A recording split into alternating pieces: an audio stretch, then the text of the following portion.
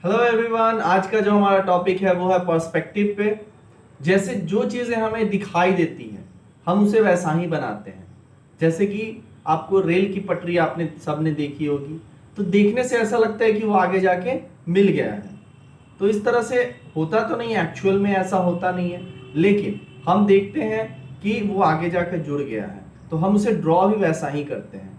जैसे रोड है, electric poles है, आपके ट्रीज हैं, और भी बहुत सारी ऐसी चीजें हैं जो कि हमारे व्यू में वैसी ही दिखाई देती है, जिसे हम पर्सपेक्टिव कहते हैं। अब पर्सपेक्टिव को समझना बहुत जरूरी है, तो इसके लिए हम कुछ बेसिक प्रैक्टिस करते हैं कि किस तरह से कितने तरह के पर्सपेक्टिव होते हैं। तो आइए हम इसको देखते हैं।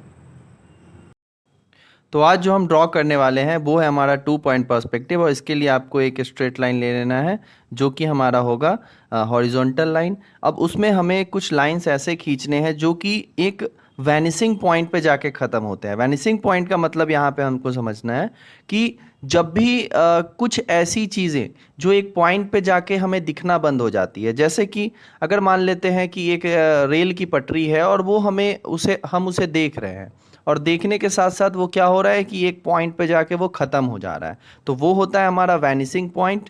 उसी तरह से हम जो ये घर को ड्रॉ कर रहे हैं 2 पॉइंट पर्सपेक्टिव है, इसमें भी जो पिक्चर्स हैं हमारे वो 2 पॉइंट पर्सपेक्टिव में है। ये भी एक पॉइंट पे जाके ख़त्म हो जाएंगे। जैसे 2-3 घर इसके बाद अगर होते हैं तो वो एक पॉइंट पे जाके ख़त्म हो जाते हैं। तो यहाँ पे हमने एक बाउंड्री को भी ड्रॉ किया है, एक घर है, हमने उस घर को भी ड्रॉ किया है।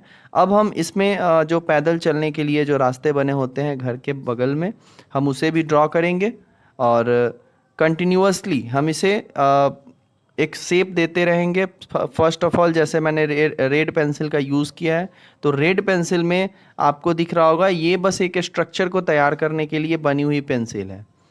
स्ट्रक्चर यहाँ पे हमारा अगर रेडी हो जाता है तो हम उसको एक लुक दे सकते हैं। स्ट्रक्चर बन जाने के बाद, जैसे मैंने आपको बताया था कि कैसे एप्पल को ड्रॉ करना है, पहले आपको स्ट्रक्चर को ड्रॉ करना है, देन आफ्टर उसे हल्का सा मूवमेंट देना है और वो आपका कंप्लीट हो जाएगा। यहाँ भी अब जैसे आप देख रहे हैं विंडो, तो विंडो भी एक लाइन से होके ही गुजरेगा, चाहे 10 विंडो हो, 20 विंडो हो, जितने भी विंडो हो।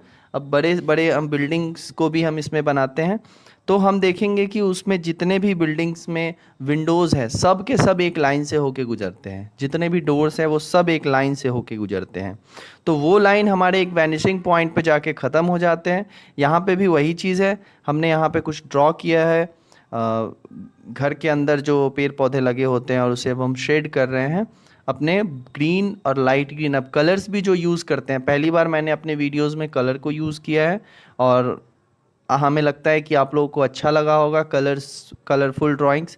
तो यहाँ पे जो हम यूज़ कर रहे हैं वो है हमारा ग्रीन कलर, जो कि लाइट ग्रीन है और डार्क ग्रीन है, दोनों ग्रीन हम यूज़ कर रहे हैं एक एक करके, ताकि इससे हम डेप्थनेस को दिखा सकें, इससे हम सेट एंड लाइट को दिखा सकें। जैसे सनलाइट अगर किसी चीज़ पे पड़ती है तो वो वहाँ पे लाइट भी होता है और डार्क भी होता है।